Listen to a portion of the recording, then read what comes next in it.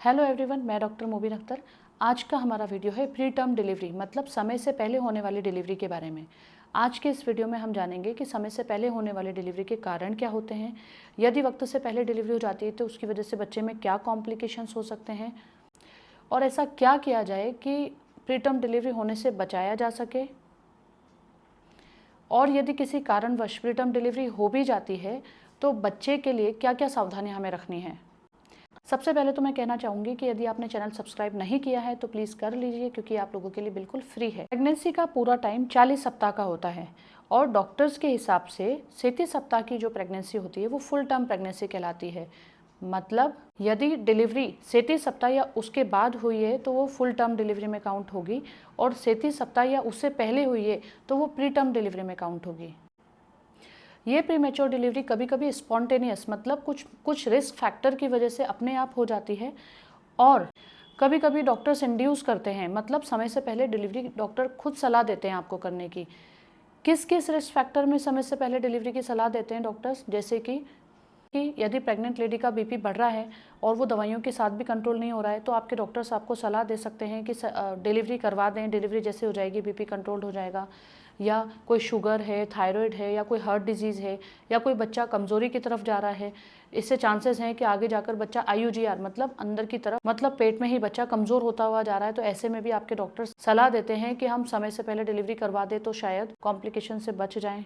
या कभी सीवियर ओलिगोहाइड्रोमनियोज हो जाता है, जैसे कि बच्चे के आसपास जल की मात्रा थोड़ी कम हो जाती है, तो ऐसे में भी आपके डॉक्टर्स आपको प्रीटर्म डिलीवरी की सलाह दे सकते हैं। या महिला का पहले वाला बच्चा ऑपरेशन से है और ऑपरेशन के टाँके बहुत पतले पड़ रहे हैं, सोनोग्राफी करवाया, स्कार थिकनेस की सोनोग्राफी अगर बहुत पतले टाँकों वाली आ रही है, ऐसे में भी आपके डॉक्टर्स आपको सलाह दे देते हैं कि आप प्लान कर लीजिए डिलीवरी का। तो यदि प्रीटर्म डिलीवरी भी प्लान्ड वे में की जाए तो हम कई कॉम्प्लिकेशंस बचा सकते हैं, और अगर प्रीटर्म डिलीवरी स्पॉन्टेनियस भी होती है तो क्या क्या कॉम्प्लिकेशंस हो सकते हैं वो इस वीडियो में मैं आपको बताने वाली हूँ। वर्ल्ड वाइड देखा जाए तो प्री मैच्योरिटी की वजह से 10% नियोनेटल मोर्टेलिटी देखी गई है, मतलब नवजात शिशु की डेथ 10% सिर्फ और सिर्फ प्री मैच्योरिटी की वजह से होता पाया गया है। तो क्या क्या कारण हो सकते हैं प्रीटर्म डिलीवरी के। सबसे पहला कारण है कि हिस्ट्री रही हो महिला की, पहले वाली डिलीवरी भी प्रीटर्म हुई हो। नेक्स्ट रीज़न क्या हो सकता है, महिला को कोई सर्वाइकल या वेजाइनल इन्फेक्शन है, बहुत लंबे समय से वाइट पानी की शिकायत है, तो ऐसे में भी प्रीटर्म डिलीवरी के चांसेस बढ़ जाते हैं। या महिला के साथ कोई और कॉम्प्लिकेशन हो, जैसे कि शुगर है, बीपी है, थायराइड है, या महिला स्मोक करती हो, अल्कोहल लेती हो, ऐसे में भी प्रीटर्म डिलीवरी के चांसेस बढ़ जाते हैं। या महिला स्ट्रेस बहुत ज़्यादा लेती हो, तनाव ज़्यादा लेती हो। ट्विन प्रेगनेंसी, अगर जुड़वा बच्चे हैं तो ऐसे में भी प्रीटर्म डिलीवरी का रिस्क बढ़ जाता है। कोई प्लेसेंटल एनोमली, अवल नाल की कोई प्रॉब्लम हो, या प्रॉपर डाइट नहीं ले रही है पेशेंट, न्यूट्रिशनल सप्लीमेंट्स नहीं ले रही है, अगर आपके डॉक्टर्स ने आपको कुछ मेडिसिन दी है, अगर पेशेंट वो स्किप कर रही है तो भी प्रीटर्म डिलीवरी के चांसेस बढ़ जाते हैं। या कोई महिला है जो बहुत ज़्यादा वर्किंग लेडी है, जो आउटडोर का काम करती है, तो ऐसे में भी प्रीटर्म डिलीवरी के चांसेस बढ़ जाते हैं। अब प्रीटर्म डिलीवरी को कैसे रोका जाए, क्या ऐसा करें कि प्रीटर्म डिलीवरी को हम रोकने में हेल्पफुल। कभी कभी बच्चेदानी का नीचे वाला पार्ट का मुंह, सर्विक्स, उसकी लेंथ कम होना भी प्रीटर्म डिलीवरी का एक कारण हो सकता है, जिसको हम हमारी लैंग्वेज में सर्वाइकल इनकम्पिटेंस बोलते हैं। ऐसे में आपके डॉक्टर्स नीचे की तरफ बच्चेदानी के मुंह पर टांके लगाते हैं प्रीटर्म डिलीवरी को रोकने के लिए। लेकिन ऐसा जनरली अगर आपने अल्ट्रासाउंड TVS कराया उसमें तो पता लग जाता है। कभी कभी ये चीज़ मिसडायग्नोस हो जाती है, मतलब पहली बार की प्रेगनेंसी में ये पता नहीं लग पाता है कि सर्वाइकल लेंथ कम है। अगर आपने वक्त पर सोनोग्राफी करवा ली और उसमें आ गया तो आपके डॉक्टर्स आपको टाँके लगाने का बोल देते हैं। किसी कारणवश वो वाली सोनोग्राफी आपकी मिस हो गई, या प्रीटर्म डिलीवरी 2 या 2 से अधिक हो गई, या बच्चेदानी का नीचे वाला हिस्सा की लेंथ कम रही, तो ऐसे में अगली प्रेगनेंसी में हो सकता है आपके डॉक्टर्स आपको नीचे टाँके लगाने की सलाह दें। कोई महिला ये नहीं चाहती कि वो प्रीटर्म डिलीवरी करवाए या अपने बच्चे को प्री मैच्योर होता हुआ देखे।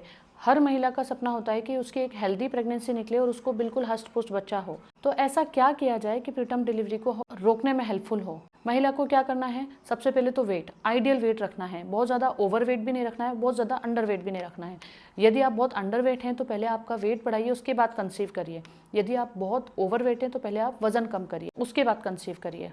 नेक्स्ट, अगर यदि महिला स्मोकिंग, अल्कोहल, टोबैको कुछ लेती है तो बिल्कुल बंद करना है। किसी तरह का कोई इन्फेक्शन है तो सबसे पहले आप उसको सही करिए, अपने डॉक्टर से मिलिए। आप कुछ टैबलेट्स या वेजाइनल सपोजिटरीज दे सकते हैं उस इन्फेक्शन को दूर करने के लिए। पहले वो इन्फेक्शन सही होना चाहिए, उसके बाद कंसीव करिए। डाइट अच्छी रखिए, न्यूट्रिशनल डाइट जो आपके डॉक्टर्स आपको सलाह देते हैं वो फॉलो करिए। मेडिसिन जो आपके डॉक्टर्स देते हैं जैसे कि कैल्शियम वगैरह देते हैं तो वो भी प्रॉपर अमाउंट में लेना है। स्ट्रेस बिल्कुल नहीं लेना है। यदि आपके डॉक्टर्स ने आपको बेड रेस्ट एडवाइस किया है तो आप बेड रेस्ट करिए। यदि कोई हाई रिस्क प्रेगनेंसी है और आपके डॉक्टर्स आपको फॉलोअप पे बुलाते हैं तो रूटीन चेकअप आपका जरूर रखिए। जब बच्चा प्रीमेच्योर डिलीवर होता है तो प्रीमेच्योर बेबी के फेफड़े फूले हुए नहीं रहते हैं, और अगर बच्चा मैच्योर हो जाता है तो उसके फेफड़े फूलना स्टार्ट हो जाते हैं। और जैसे ही बच्चे के लंग्स फूल जाते हैं तो उसके बाद एक सब्सटेंस तैयार होता है लंग्स में जिसको हम सर्फेक्टेंट बोलते हैं। इसलिए यदि आपके डॉक्टर्स आपका कोई प्रीटर्म डिलीवरी प्लान कर रहे हैं किसी कारणवश, तो आपके डॉक्टर्स आपको बच्चे के लंग मैच्योरेशन के लिए यानी कि फेफड़े फूलने के लिए या फेफड़े पकने के इंजेक्शन देते हैं जिसको हम स्टेरॉइड्स बोलते हैं। ये स्टेरॉइड बेबी के लंग्स मैच्योरेशन में हेल्प करते हैं, बच्चे के लंग्स फूलने में हेल्प करते हैं। तो जैसे ही डिलीवरी होती है, प्रीमेच्योर डिलीवरी यदि होती है तो बच्चे में क्या क्या कॉम्प्लिकेशंस आ सकते हैं। मान लो बच्चे के प्रीटर्म डिलीवरी हुई तो बच्चे के फेफड़े कमजोर रहेंगे,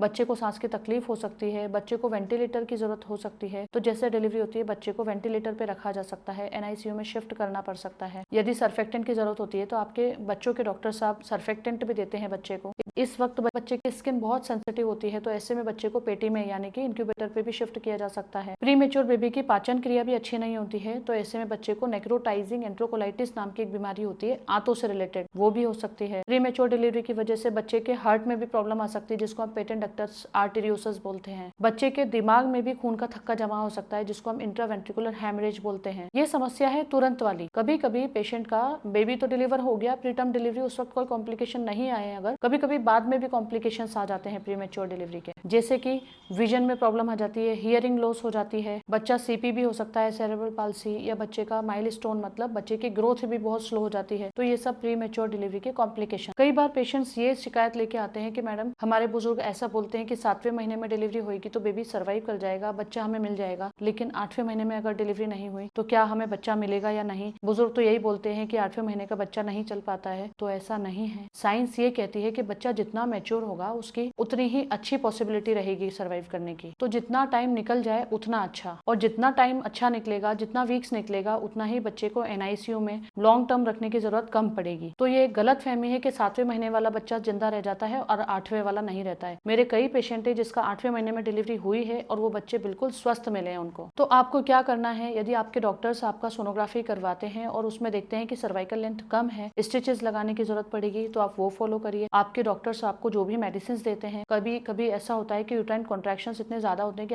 आपके डॉक्टर आपको टोकोलाइटिक्स भी देते हैं जिससे कि बच्चेदानी के कॉन्ट्रैक्शंस को रोका जा सके और प्रीमेच्योर डिलीवरी को रोका जा सके। आपके मेडिसिन जो भी देते हैं आपके डॉक्टर्स, वो आपको प्रॉपर लेनी है। यदि आपके डॉक्टर्स आपको बेड रेस्ट का एडवाइस करते हैं तो आपको रेस्ट करना है, स्ट्रेस नहीं लेना है। कोई अगर बीपी, शुगर, थायराइड का कोई कॉम्प्लिकेशन आपके साथ चल रहा है तो प्रॉपर वे में उसको मैनेज करवाइए। आपके डॉक्टर्स आपको जो भी जांचों का बोलते हैं आप वो करवाइए और टाइम पर मेडिसिन लीजिए। फिर भी यदि किसी कारणवश प्रीमेच्योर डिलीवरी हो जाती है या समय से पहले कॉन्ट्रैक्शंस चालू हो जाते हैं तो आपके डॉक्टर से आप कंसल्ट कर सकते हैं। तो ये जितने मैंने स्टेप्स आपको बताए, इन सब के रहते हुए आप प्री टर्म डिलीवरी को कम करने में हेल्पफुल होंगे। बट फिर भी अगर कुछ होता है तो आप अपने नियर बाय डॉक्टर से मिलिए, वो आपको जो सलाह दें वो फॉलो करिए। डिलीवरी हो भी जाती है तो बच्चों के डॉक्टर से मिलिए, नियोनेटोलॉजिस्ट या पीडियाट्रिशियन आपके जो एडवाइस करते हैं वो फॉलो करिए। Thank you. For more videos, please subscribe my channel and follow me on Instagram. Thank you.